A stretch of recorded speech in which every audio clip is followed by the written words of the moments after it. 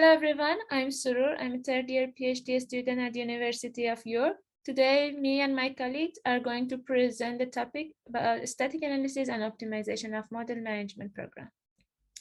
Thanks, Sorour. Hello, everyone. I'm Qurat. We are doing our PhD in the ASC Automated Software Engineering Research Group, and also we are part of EU-funded Locomode project. So, starting with the introduction. With the increased adoption of MDE in industry for complex software projects, the sizes of underlying artifacts are also growing. So we have we have models in order of millions of elements. In this case, scalability becomes a concern, and it's important to tackle the challenge of scalability. In this work, we will be focusing on scalable model persistence and querying, and we'll present an approach for persisting models and querying them in a scalable way. This is a brief overview of the methodology. So how we are going to get the performance gain. So we have a model management program, and we consider the model management programs written in Epsilon languages, and the abstract syntax tree that is extracted after parsing the model management program is fed as an input to the static analyzer, because we will be querying or validating a model conformed to a meta model.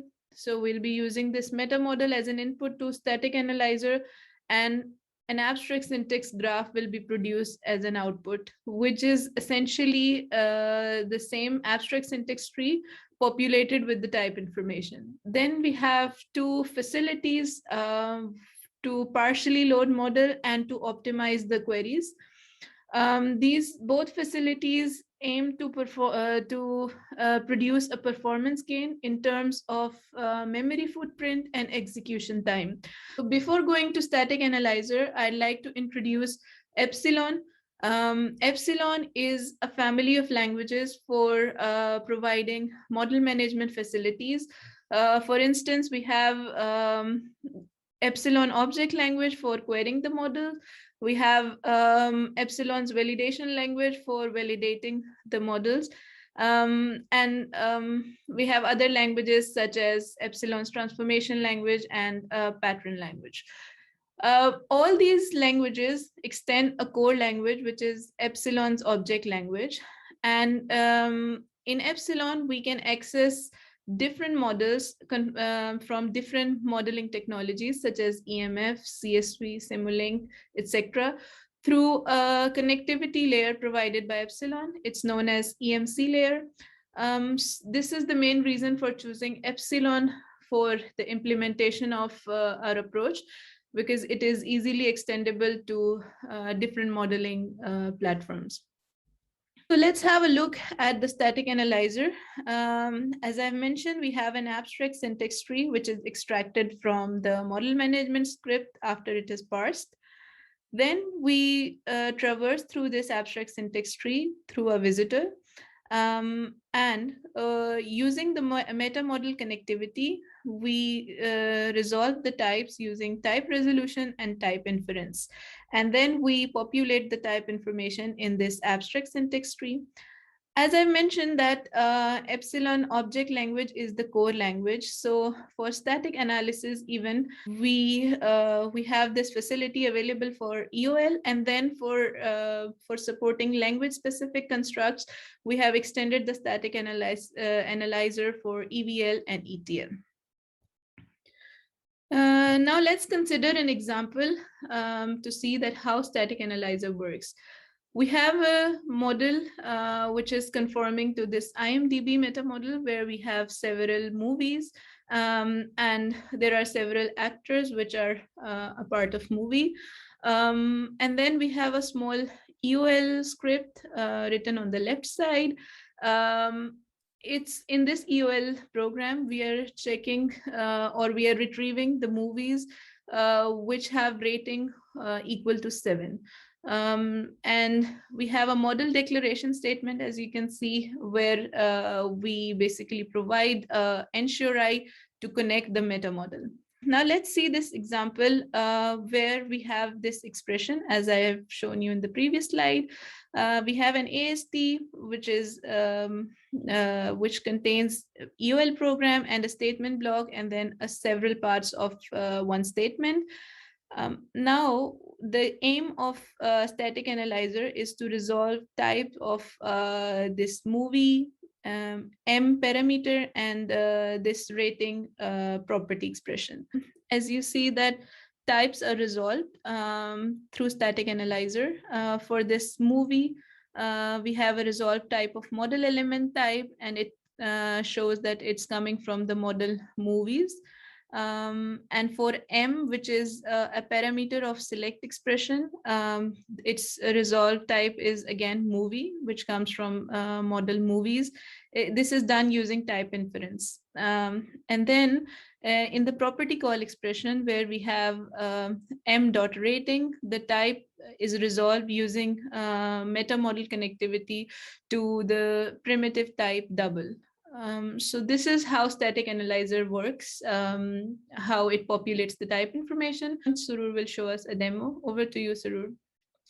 Thank you very much, Qurat. So now I'm going to show you the example of EOL program and how static analysis work and resolve the types. Okay, here we have a very simple EOL program. As you can see, there are some variables, I like integer, to string, and one more. Using a static analysis, because the static analysis can compute the result type, we can easily check that if they are compatible. For example, in assignment, what it makes sense is that the both sides of assignment should have the same type. As you can see here, there isn't any error and it's fine, the assignment. But if I change this to an integer, using a static analysis, we can produce compile time error that check the both sides of assignment and understand that they are not compatible and create this error that integer cannot be assigned to a string. It can be a little more complicated compared to assignment. For example, here we have a method hello, and the context of this method is integer, and we call it with integer. But if I change it to a string, it's complain about this, that hello cannot be invoked on a string because it needs integer. Another thing that can be checked is the return type of method. So as you can see, increment method should return an integer.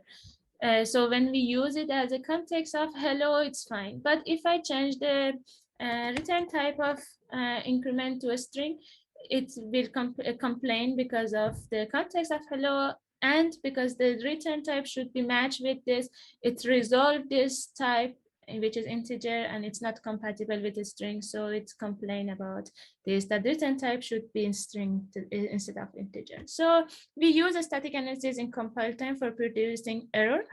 But how this static analysis is going to use in our project? As the Qurat mentioned, by providing two facilities, partial loading and query optimization, we are going to have the more efficient use of memory and have a better performance in terms of execution time. But in two facilities, static analysis is like a fundamental block, and we build both our project on top of a static analysis. But how it's used in our project? I'm going through an example by the partial loading approach that I'm working on in my PhD. So until here, it's maybe it's clear based on the explanation, the Qurat presentation. Here we have a meta model, an epsilon program that a static analyzer analyze it and then produce an abstract syntax graph.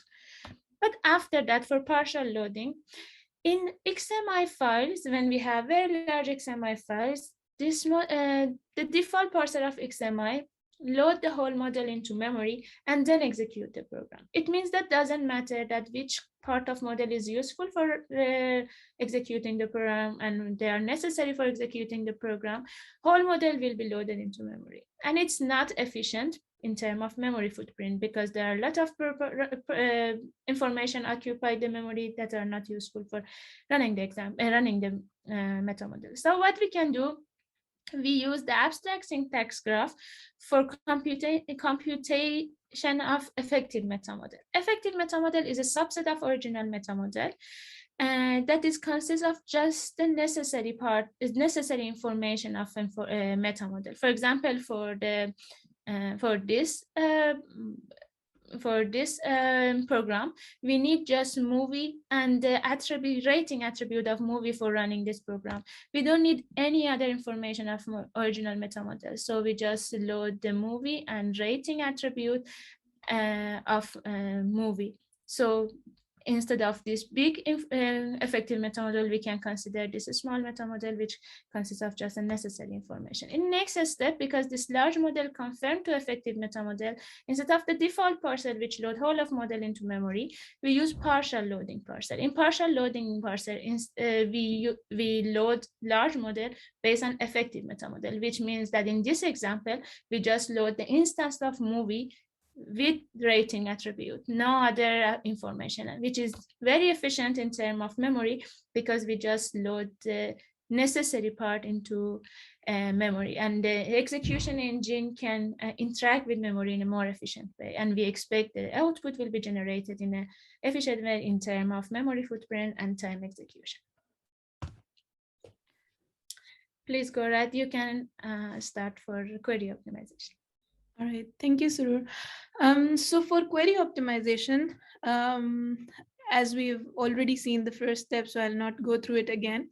We consider that we have an abstract syntax graph as an input, and then we have several technology-specific query optimizers, where we have each technology's specific query optimizer. The reason for having different query optimizers is to take the benefit of different optimizations provided by different modeling technologies.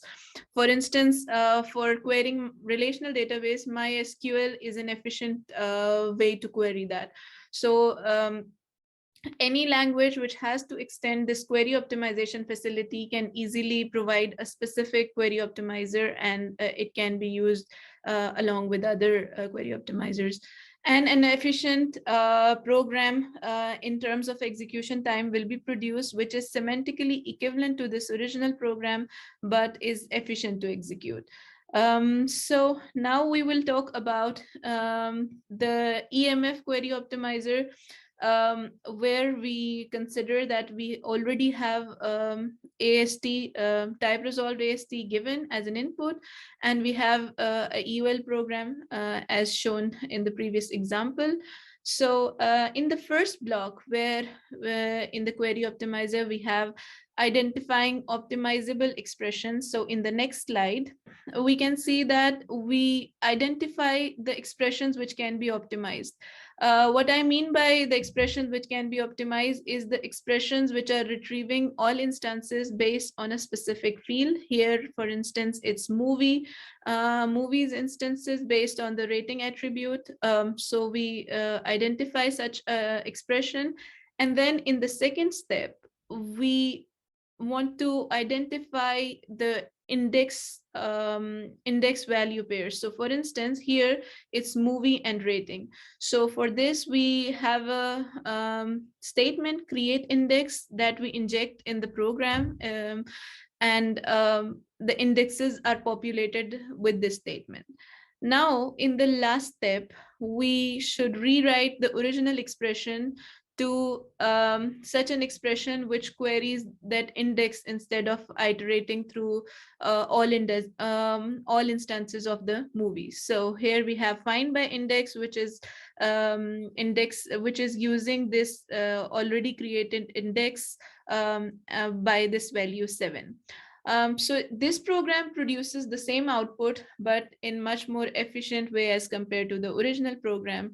So this is how we optimize queries for EMF model. This is one example. It brings us to the end of our presentation. We started to talk about the static analyzer for Epsilon, a framework for EOL, EVL, and HCL languages, and which is publicly available as a GitHub repository in Epsilon Lab. Then we talk about partial loading, which is supported XML files right now, but we are planning to, and we are working on repository-based model that how we can partially load the large model which are stored in repository. For query optimization, as Qurat presented, for EOL and EVL, it supported MySQL model which are stored in relational database, the model which are stored in relational databases, and supported EMF model using custom indices, and then querying and validating EMF model incrementally using Vietra, which is published in a paper.